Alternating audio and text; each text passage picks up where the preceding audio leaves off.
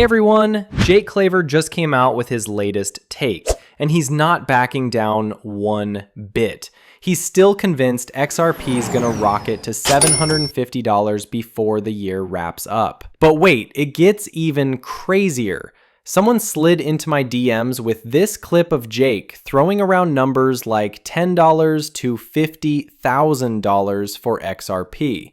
Insane, right? His reasoning? He thinks once XRP basically becomes the face of the derivatives market, boom, we're in a whole new ballgame.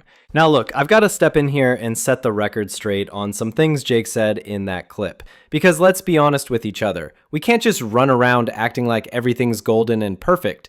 There's another side to this story we need to talk about. So I'm going to walk you through all of this piece by piece, and I genuinely want to know, what's your take on all this? Let me know down below. Let's get rolling. First up, someone hit Jake with the question, you seriously still believe in this massive price target when we're this close to the end? Think about it. The clock's ticking with only 2 months and 13 days left before we flip the calendar. Listen to this. We got Molly, Miss Wetzel. She says, what is your updated outlook for this year based on how things stand today? Has your confidence been shaken at all? Still 99% sure on 3 digits this year. Yeah, 100%. Yeah, I become even increasingly more confident every single day that passes with the events that are continuing to take place here at the end of 2025, that we are going to see a meteoric rise in XRP's price in the not too distant future. Again, depending on the catalysts that I've laid out, and it looks more and more likely each passing day that those are going to play out this year. So again, all price predictions I have are predicated on actual catalysts taking place. It's not, a flip of the switch or some magic wand or a crystal ball that I have that I gaze into and I change the future. These are real macroeconomic events that actually will transpire and take place in order to cause a supply shock on XRP and drive the price to the numbers that I've talked about for a year and a half. So this guy has seriously stuck his neck out with these price calls. Let's dive into what actually has to happen for us to reach his wild targets of $750 to $1,000. What are we actually dealing with here? We're talking about XRP hitting a market cap of $45 trillion to $60 trillion. And look, for that to become reality, we'd need absolutely massive buying pressure draining supply from exchanges. I mean, we're talking razor thin availability here. Potentially just 100 million tokens sitting on exchanges ready to trade to actually launch this price to the moon. Now, what happens if reality doesn't match up with Jake's vision? Well, Jake's got you covered with his backup plan for where this could head if things don't shake out exactly how he's picturing it. Listen to this. Well, again, I have a full theory on all this, how it gets to extremely high prices, but it's a bunch of catalysts that all kind of culminate for the perfect storm for that to happen. If it's just the ETFs, I think... Let's do the bare minimum. Let's say we know ETFs are going to happen, and we're pretty much sure, we're 90% sure we're going to get a rate cut. On the BTC. So, yeah, I think a $10 to $13 XRP would be very reasonable, maybe even $20 to $25 XRP. End of year or by this time next? End of year. If we get the ETFs launched this year, I think that you could see that amount of liquidity move in. I think that there's going to be other things that culminate that cause it to go much higher than that. Right. But if it was just the ETFs, I think that those price ranges make the most sense. Look, whether Jake Claver hits the bullseye or misses completely, he's already pocketed millions just by throwing these predictions out there. Those eye-popping numbers pulled in massive traffic, and that traffic converted straight into customers for him. Bottom line, he's running a business here. And you know what? It's paid off incredibly well for what he's trying to accomplish. But here's the crazy part. If XRP actually shoots up to where Jake says it will, do you honestly think he's going to stress about whether his predictions were spot on? He'd be laughing all the way to billionaire status. And even if everything falls flat, he's still sitting pretty as a millionaire with all his other ventures going, So honestly, I don't know. Some people feel, man, I just don't know. It's such a polarizing thing in the community. Listen to this. Ask me. But they do it. The amount of structured products and derivatives. So that's the other, and this is why XRPs can be worth way more than just what we've talked about here on the show. How soon do you think? This year? What do you mean this year? This year it'll be worth 2,500? It could be by the end of the year. Like guaranteed in your mind. Like if it ain't done by 2 years, it doesn't matter. So the reverse carry trade, like these things that I've mentioned, these are catalysts that have to transpire. Like those things have to Are they happen. coming? They are on the doorstep. Are they inevitable? They are inevitable. So when that happens, XRP, I start to see it rise. My account's going, duh, duh, duh, duh, duh, duh, duh. Should I liquidate? Will it come back down once it's all stabilized, or will it remain that high and higher? It'll remain that high and higher. And the reason for that is there'll be enough liquidity in it, like we talked about before, for these counterparties that settle transactions to do that all day long, but use XRP. So Swift settles $5 trillion a day. If that volume moves onto the network when XRP is $100, it'll stay there. If they start settling the back end of the stock market, which is $5 to $6 trillion a day, now we have more demand, and it's going to move to another price and stay there because it's got sustained demand and volume from the settlement of those networks and those markets. And it just becomes the new global financial system. I think it'll be a tier 1 asset in the banking system and be highly, highly valuable. So I should buy some more XRP. Well, so let me get to the derivatives, because that's where the things get juicy. Okay. So, and I think this is Ripple's ultimate goal for what they're building. They have a product called Codius that's been in, beta for a long time. But it's a smart contract, derivatives platform. It's all of these structured derivatives products. Right now, you can't even quantify derivatives. People don't even know their risk. That's why Lehman and all those people failed in 2008. Is they had all these, mortgage-backed securities that they had packaged up and sold and taken leverage on and done a bunch of stuff with, which is gambling, but they do it because they make a bunch of money. They can't even quantify their risk, and nobody can tell you how much the derivatives market's worth. It's somewhere between like 400 trillion and like $4 quadrillion. And if you had an accounting mechanism that could be used to identify all the risk across that and issue all these derivatives, because they're complex, you need some smart contracts that are really complex to be able to do this. And that was on the XRPL, and XRP settles those. Now we're talking like $10,000 to $50,000 in XRP. And that's, I think, 5 years. That soon? 10,000? Let me see what I'd have here.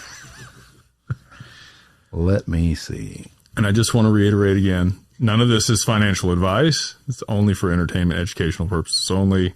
Please always speak with your wealth advisor before making any investment decisions. I second that. It won't even calculate that high. Yeah. What's 10,000 times 49,116? Be about 4.9 million. 4.9 billion with B. Yeah, billion. Yeah. Let's go XRP. See, I'd cash out, or I wouldn't cash out. I'd move it and borrow. And we'll be able to refinance at lower and lower interest rates. Like, that's the other cool part. Similar to, like, imagine starting your real estate portfolio in the 80s and the interest rates you would have paid back then. But if you had continued to, draw the equity out, pull a HELOC, have it where it was making money for you, refinance it at a lower interest rate, decade after decade. That's how these people have built $100 million, billion dollar. That's the Rockefeller waterfall method, isn't it? Yeah. And then when you die, because you're dead, it goes ching, ching, ching, ching, and it starts all over with your kids. Right. If you have reinsurance. Yeah, and if they do it right, it'll do all over with their kids. Yeah. That's why there's these massive old money families that's been waterfalling for their whole life. And they borrow everything. Yeah. So that's why I would never sell. So let's dive straight into the numbers here. We're talking about the global derivatives market potentially settling on the XRP ledger. And when I say global derivatives market, I mean massive. We're looking at a $1 quadrillion in notional derivatives market actually transacts and settles using XRP. That's the scenario we're exploring. Now, here's where it gets interesting. If XRP directly represented or absorbed 10% of the derivatives market, 1 quadrillion value, roughly 100 trillion. The calculation divides the 100 trillion with 99 billion XRP supply, yielding a theoretically 1,000 per XRP. But hold on, we need to be clear about something. We don't actually have that exact supply available in the market right now. And here's the thing, this calculation isn't using circulating supply or even available supply. That's actually the key to understanding how these projections jump from 1,000 all the way up to 50,000.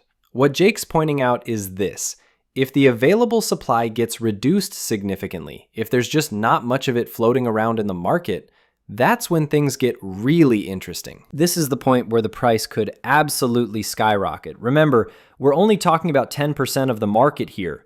If you scale that up to capturing the entire market, well, that's how you get to those 10,000 to 50,000 figures Jake mentioned. So when we're looking at collateral-backed systems, and this is actually the more realistic model here, things work a bit differently. In a collateral-backed system, XRP would not equal the full derivative's notional amount. It would merely serve as a collateral or sediment liquidity using the 1 quadrillion base. Let me break down what that actually looks like in practice. If XRP backs just 1% of that market, you're looking at $100 per token. At 5%, that jumps to $500. And at 10%, we're at $1,000. This model aligns better with potential XRP functionality, such as acting as sediment collateral or bridge asset for smart contract-based derivatives. Tot? Now, here's a critical detail that changes everything. Circulating supply adjustment as of October 2025. XRP circulating supply is 59 billion tokens, since a portion remains locked in Ripple's escrow. Using circulation rather than total supply increases the estimate.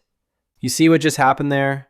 We're not talking about the full 99 billion anymore. We're down to 59 billion tokens actually circulating in the market. That's a huge difference, and it pushes these price estimates significantly higher than what we just calculated. So this is really the heart of what we need to understand here. What are we actually talking about in terms of real supply?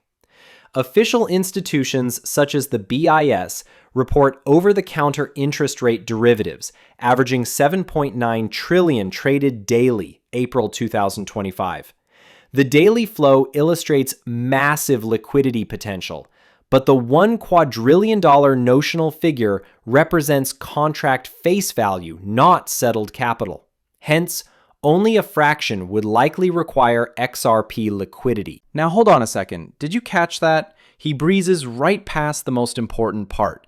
This is exactly where the explanation falls apart, because when folks hear these wild $10,000 to $50,000 price targets, their eyes light up and they go, absolutely, sign me up. But wait, when you actually sit down and look at what that value truly means in practice, we're talking about two entirely different universes here. Okay, I've got one final clip lined up. Yeah, I realize there's been quite a few of these making the rounds that you wanted my take on. I'm gonna fire up this last one right now. Listen to this. If value moves on the XRP, how does it make XRP's price go up? Please explain like I'm 5 in simple words. Supply and demand, sir. So I don't know if you ever took economics, but I've shown my son, like there's supply on the bottom and demand over here. And when you draw the two lines, as supply goes down and demand comes up, there's a point where those intersect, and that's the price that's on the other side of the chart for what something is. So as there is more volume of transactions on a ledger that are needing XRP to be able to facilitate the value transfer of that money or value between two counterparties, that's demand. And if supply is constricted for what's available out there on the market, you would see the price rise. However, I will give that a caveat there. And the caveat is you need enough value in XRP to even start using it to settle. And that's where I think people get a little bit off kilter. A lot of people are like, well, Swift's going to adopt it and it's going to go to the moon. No, Swift can't adopt XRP until there's enough value in XRP for them to start using it. So that's why I think the ETFs are such a big deal, especially the spot ETF, because that's going to drive the supply shock for XRP and drive the price high enough where they can then start to utilize it. Once it's moving value on the network and there's enough volume and demand, continual demand for it, it'll hold that price. It's supply and demand that'll drive price high, and then the volume of payments on the network will be what sustains it and has continued demand to be able to support a high stable value for XRP. So look, we're sitting here with just 2 months and 13 days until we close out this year. And I've got to ask you, where do you think XRP is headed? Are we talking a nice little bump to $5, maybe $10? Or are we about to witness something absolutely insane, like hundreds or even thousands of dollars per coin? Seriously, I need to know what's going through your head right now. Hit me up in the comments with your predictions. Here's how I'm seeing it play out. When these ETFs finally launch, they're going to vacuum up supply like crazy. That kind of pressure, that could launch us to $25, $30 pretty easily. That's the scenario that actually makes sense to me. But then Jake's out here talking about these massive black swan events. Tether imploding, the bond market crumbling. Picture this. Everyone's scrambling to get out of Tether and Bitcoin, and where do they go? Straight into XRP. It's a crazy scenario, but is it really going to unfold in the next 60-something days? Man, I wish I had a crystal ball. I really do. But I don't, and neither does anyone else. The only way we're going to find out is by watching it all unfold in real time. That's the exciting part, right? All right, folks, I'm going to wrap this up. Go enjoy your weekend, and I'll see you in the next one. Peace out.